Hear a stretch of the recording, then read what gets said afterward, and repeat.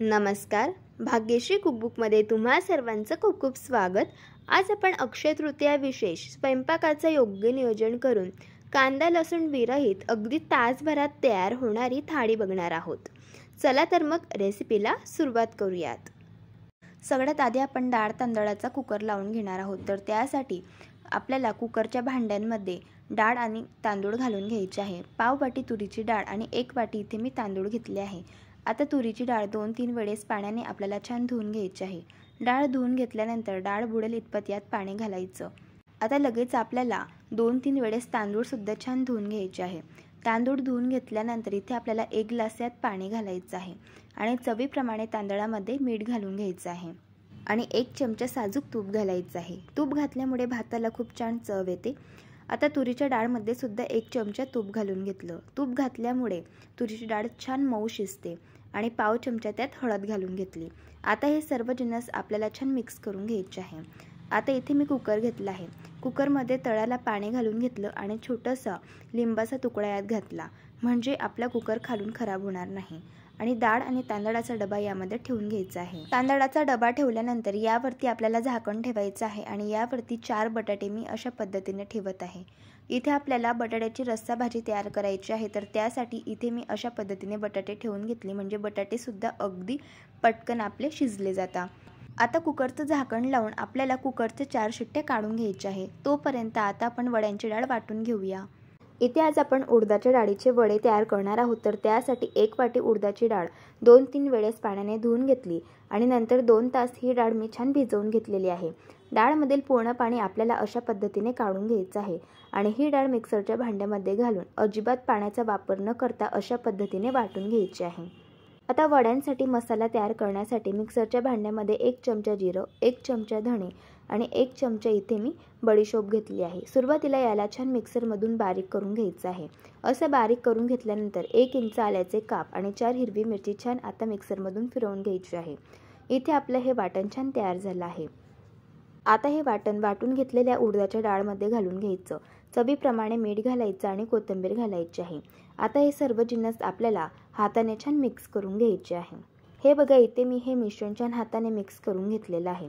आता झाकण ठेवून 15 मिनिटांसाठी हे मिश्रण आपल्याला रेस्ट करण्यासाठी ठेवायचं आहे. आता आपण गवारच्या शेंगांची भाजी तयार करणार आहोत. तर पॅनमध्ये 4 ते 5 चमचे तेल घालून घेतलं. तेल छान गरम झाल्यावरती 1 चमचा मोहरी, 1 चमचा जिरं आणि पाव चमचा हिंग घातला. आता यामध्ये आपल्याला हिरवी मिरचीचे काप घालायचे आहे. तिखट आवडीप्रमाणे कमी जास्त करू शकता. हिरवी मिरची थोडीशी तेलावरती परतून घ्यायची. आता यामध्ये आपल्याला 1 वाटी शेंगदाण्याचा कूट घालायचा आहे. इथे मी शेंगदाणे थोडेसे जाडसर मिक्सरच्या भांड्यामध्ये फिरवून घेतलेले होते. आता हा शेंगदाण्याचा कूट आपल्याला 1 ते 2 मिनिटं छान तेलावरती परतून घ्यायचा आहे. असा हा शेंगदाण्याचा कूट परतून घेतल्यानंतर यामध्ये आपल्याला पाव चमचा हळदी पावडर आणि पाव चमचा गरम मसाला घालायचा आहे आणि छान याला मिक्स करून घ्यायचं आहे. आता इथे मी 250 ग्राम गवारच्या शेंगा घेतलेल्या आहे. गवाराच्या शेंगा छान साफ करून घेतला आणि त्याचे छान पीसेसमध्ये कट करून घेतलं आणि नंतर या गवारच्या शेंगा 3 ते 4 वेळेस पाण्यामधून छान वॉश करून घेतल्या. आता या गवाराच्या शेंगा आपल्याला तयार करून घेतलेल्या या मसाल्यामध्ये घालून घ्यायच्या आहे आणि 1 ते 2 मिनिटं छान या मसाल्यामध्ये या शेंगा आपल्याला छान परतून घ्यायच्या आहे. अशा या शेंगा मसाल्यामध्ये परतून घेतल्यानंतर अर्धी वाटी यामध्ये आपल्याला पाणी घालायचं आहे आणि छान याला मिक्स करून घ्यायचं आहे. आता यावरती झाकण ठेवून 8 मिनिटं आपल्याला या शेंगा वाफेमध्ये छान शिजवून घ्यायच्या आहे. पण एक गोष्ट लक्षात ठेवायची, 8 मिनिटांमधून 2-2 मिनिटांनी आपल्याला शेंगा मिक्स करत जायचं आहे, म्हणजे शेंगा तळाला चिटकणार नाही किंवा जळणार नाही. हे बघा, अशा पद्धतीने इथे मी 8 मिनिटं गवाराच्या शेंगा वाफेमध्ये छान शिजवून घेतलेल्या आहे. हे बघा, अशा पद्धतीने. आता चवीप्रमाणे यामध्ये सगळ्यात शेवटी मीठ घालून घ्यायचं आहे आणि पुन्हा याला छान मिक्स करून घ्यायचं आहे. तर इथे आपली चमचमीत अशी गवाराच्या शेंगांची भाजी तयार झालेली आहे.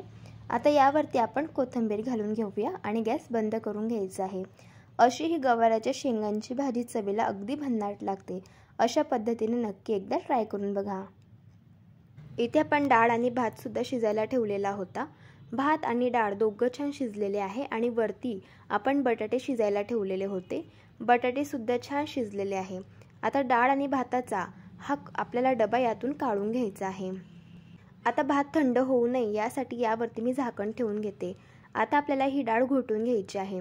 तर इथे मी एक भांडं घेतलं आहे आणि डाळ यामध्ये घालून घेतली आहे। आता एका विस्करने किंवा रवीने आपल्याला अशा पद्धतीने ही डाळ आपल्याला घोटून घ्यायची आहे। इथे मी डाळ छान घोटून घेतलेली आहे। आता यामध्ये आपल्याला 1 ग्लास गरम करून घेतलेलं पाणी घालायचं आहे आणि याला छान मिक्स करून घ्यायचं आहे। तुम्हाला आवडेल तशी तुम्ही या डाळची कन्सिस्टन्सी ठेवू शकता। इथे आमच्याकडे डाळला वरण म्हटलं जातं, तर इथे आता मी या वरणामध्ये चवीप्रमाणे मीठ घालून घेते। आता मीठ घातल्यानंतर या वरणाला आपल्याला एक खडखडून उकळ काढून घ्यायची आहे। हे बघा अशा पद्धतीने इथे आपलं वरण छान तयार झालं आहे। आता गॅस बंद करूया। आता आपण रस्सा भाजी तयार करणार आहोत, तर त्यासाठी 1 वाटी सुकं खोबरं मी किसून घेतलं। आता हे खोबरं आपल्याला हलक्या गुलाबी रंगावरती अशा पद्धतीने भाजून घ्यायचं आहे आणि एका प्लेटमध्ये याला काढून घ्यायचं आहे। आता 2 चमचे धणेसुद्धा आपल्याला छान भाजून घ्यायचं आहे आणि यालासुद्धा एका प्लेटमध्ये काढून घ्यायचं आहे। भाजीला छान घट्टपणा यावा त्यासाठी इथे मी 6 ते 7 काजू घेतलेले आहे। आता काजूसुद्धा 1 ते 2 सेकंद आपल्याला छान भाजून घ्यायचे आहे आणि याला एका प्लेटमध्ये काढून घेऊया। सर्व सुके जिन्नस अशा पद्धतीने एका प्लेटमध्ये मी काढून घेतले। आता इथे मी एक मोठ्या साईजचा टोमॅटो कट करून घेतलेला आहे। आता हा टोमॅटो हलका सॉफ्ट होईपर्यंत आपल्याला भाजून घ्यायचा आहे। हे बघा इथे मी टोमॅटो छान भाजून घेतला। आता याला एका प्लेटमध्ये थंड होण्यासाठी काढून घ्यायचं। आता मसाला आपण वाटून घेणार आहोत। सर्व सुके मसाले एका मिक्सरच्या भांड्यामध्ये घालून घेतले। यामध्ये 1 चमचा जिरं, 1 इंच आलं घातलं आणि छान भाजून घेतलेला हा टोमॅटो यामध्ये घालायचा आहे। आता थोडंसं पाणी घालून आपल्याला याचं छान बारीक वाटण तयार करून घ्यायचं आहे। हे बघा अशा पद्धतीने। आता इथे मी कढईमध्ये 1.5 पडी तेल घातलं आहे। तेल छान गरम करून घ्यायचं। तेल आवडीप्रमाणे तुम्ही कमी जास्त करू शकता। तेल गरम झाल्यावरती यामध्ये तयार करून घेतलेलं टोमॅटो आणि खोबऱ्याचं हे वाटण घालून घेतलं आणि छान याला तेलावरती मिक्स करून घ्यायचं आहे। आता यामध्ये 1 चमचा लाल तिखट आणि 1 चमचा काळा मसाला घालायचा आहे। हा काळा मसाला कांदा आणि लसूण न घालता तयार केलेला आहे, त्यामुळे आपण या भाजीमध्ये याला वापरू शकतो। या मसाल्याची रेसिपी ऑलरेडी आपल्या चॅनलवरती शेअर केलेली आहे, त्याची लिंक मी तुम्हाला डिस्क्रिप्शन बॉक्समध्ये देईल।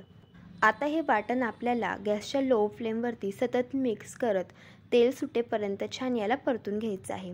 तर हे बघा वाटणाला छान तेल सुटलेलं आहे। आता मिक्सरच्या भांड्याला काही मसाले लागलेले होते, त्यामध्ये थोडंसं पाणी घातलं आणि त्याला छान धुवून घेतलं। तेच पाणी आपल्याला यामध्ये थोडंसं घालून घ्यायचं आहे आणि 1 ते 2 मिनिटाला पुन्हा छान शिजवून घ्यायचं आहे। हे बघा मसाला छान शिजलेला आहे। आता यामध्ये 1 वाटी फ्रोझन वाटाणे घालायचे आहे। हे वाटाणे ऑलरेडी शिजवलेले असतात। आता यामध्ये आपण जो बटाटा शिजवून घेतला होता त्याची साल काढून घेतली आणि याचे आपल्याला अशा पद्धतीने काप करून घ्यायचे आहे। आता वाटाणे आणि बटाटे छान या मसाल्यामध्ये मिक्स करून घ्यायचं आहे। आता यामध्ये 1 ग्लास आपल्याला गरम करून घेतलेलं पाणी घालायचं आहे।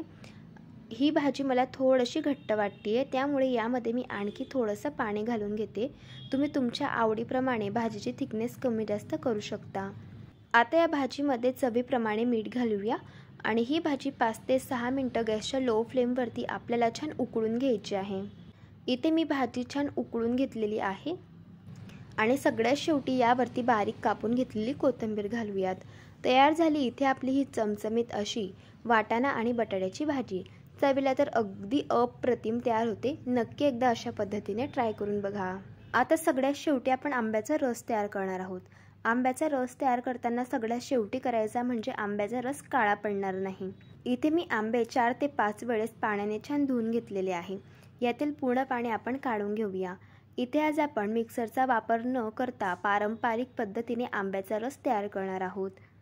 आता हा आंबा आपल्याला अंगठ्यांनी असा दाबून मऊ करून घ्यायचा आहे। आंब्याचा रस शक्यतो मिक्सरमध्ये न करता अशा पद्धतीने करायचा, कारण आपण जेव्हा मिक्सरमध्ये आंब्याचा रस तयार करतो तेव्हा एकतर त्याचा रंग चेंज होतो आणि आंब्याच्या रसाची चवसुद्धा वेगळी लागते। इथे मी हा आंबा छान मऊ करून घेतला आहे आणि अशाच पद्धतीने हे सर्व आंबे मऊ करून घेतलेले आहे। आता या आंब्याचा देठाचा भाग काढून घ्यायचा आणि एका भांड्यामध्ये अशा पद्धतीने आंब्याचा रस आपल्याला काढून घ्यायचा आहे। अशाच प्रकारे मी सर्व आंब्यांचा रस या भांड्यामध्ये काढून घेतलेला आहे। आता आपल्याला आंब्याची कोळ घ्यायची आहे आणि याचा जो पल्प आहे तो चमच्याने अशा पद्धतीने काढून घ्यायचा आहे। आता या सर्व आंब्याच्या कोळचा मी पल्प अशा पद्धतीने काढून घेतला आहे। आता या आंब्याच्या रसामध्ये इथे मी पाव कप साखर घातली आहे। आंबा कितपत गोड आहे त्यानुसार तुम्ही यामध्ये साखर आवडीप्रमाणे कमी जास्त करू शकता। आता हा आंब्याचा रस 1 ते 2 मिनिटं रवीने किंवा एका विस्करने आपल्याला घोटून घ्यायचा आहे। यामध्ये जर काही गुठळ्या असतील तर त्या सुद्धा व्यवस्थित मोडतील। इथे आपला हा आंब्याचा रस छान तयार झालेला आहे। जर तुम्ही आंब्याचा रस आधीच तयार करून ठेवणार असाल तर याला फ्रीजमध्ये ठेवायचं। जर आपण बाहेर ठेवला तर आंब्याचा रस लवकर काळा पडतो। इथे आपला हा आंब्याचा रस तयार झालेला आहे। चवीला तर अगदी भन्नाट लागतो। नक्की अशा पद्धतीने एकदा ट्राय करून बघा।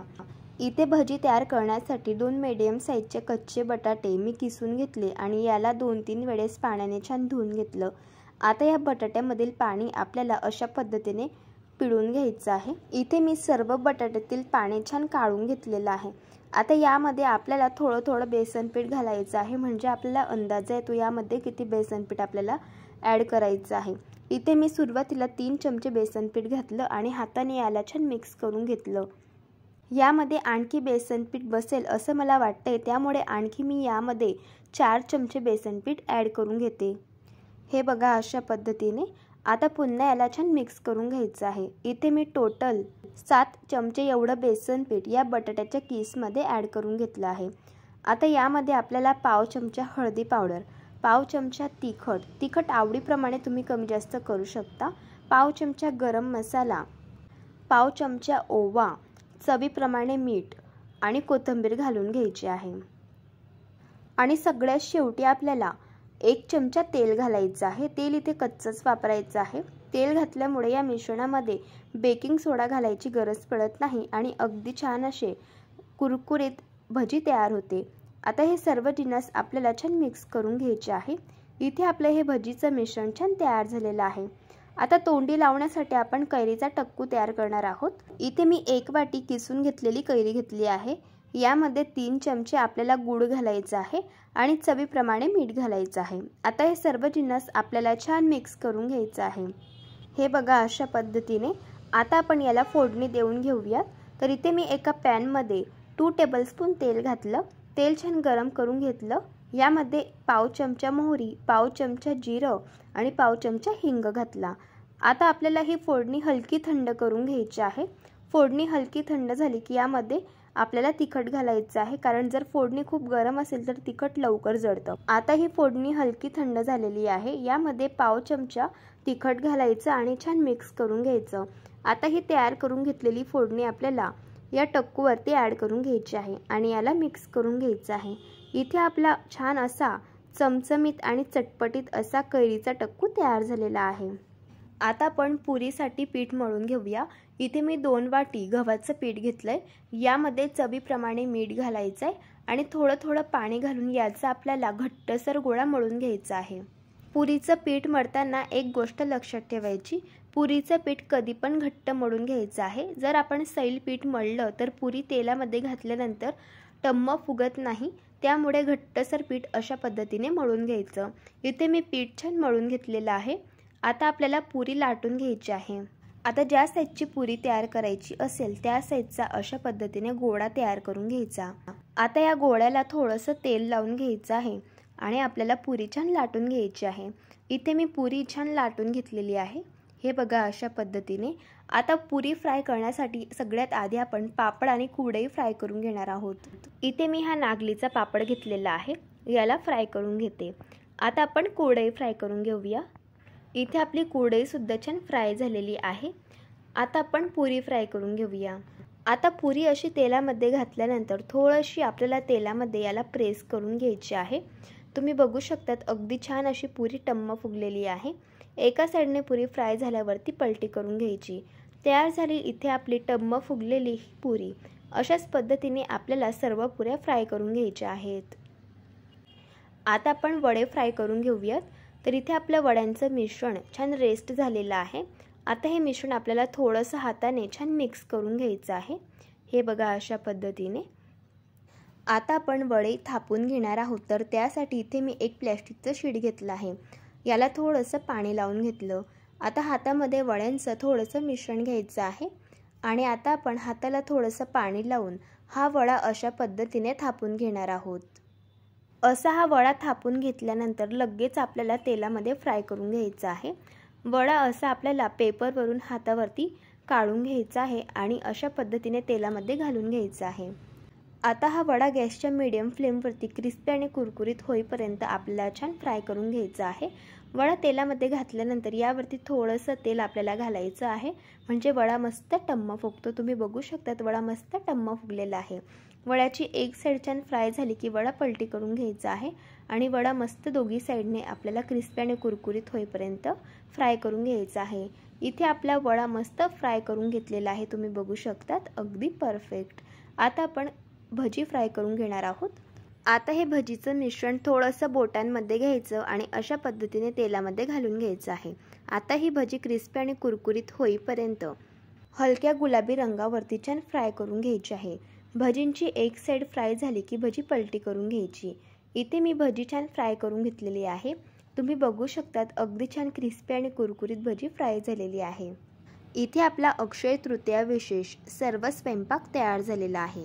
तयार झाली इथे आपली झणझणीत आणि चमचमीत अशी तर्रीदार बटाटा आणि वाटाण्याची भाजी, चवीला अगदी भन्नाट लागणारा मसाला गवार, तोंडी लावण्यासाठी चटपटीत असा तयार केलेला कैरीचा टक्कू, गरमागरम वाफाडता असा हा वरण भात, सोबतच चवीला अगदी भन्नाट लागणारा आमरस आणि त्यासोबत गरमागरम टम्म फुगलेली अशी ही पुरी, सोबतच क्रिस्पी आणि कुरकुरीत असे टम्म फुगलेले उडदाच्या डाळीचे वडे आणि क्रिस्पी आणि कुरकुरीत तयार झालेले बटाट्याची भजी आणि सोबतच कुरडई पापड। तयार झाली इथे आपली अक्षय तृतीया विशेष थाळी। जर तुम्हाला आजची ही रेसिपी आवडली असेल तर रेसिपीला लाईक करा, चॅनलला सबस्क्राईब करा आणि शेजारील बेल आयकॉन प्रेस करायला विसरू नका। व्हिडिओ जास्तीत जास्त शेअर करा। तर चला भेटू एका मस्त अशा चमचमीत रेसिपीसोबत, तोपर्यंत धन्यवाद।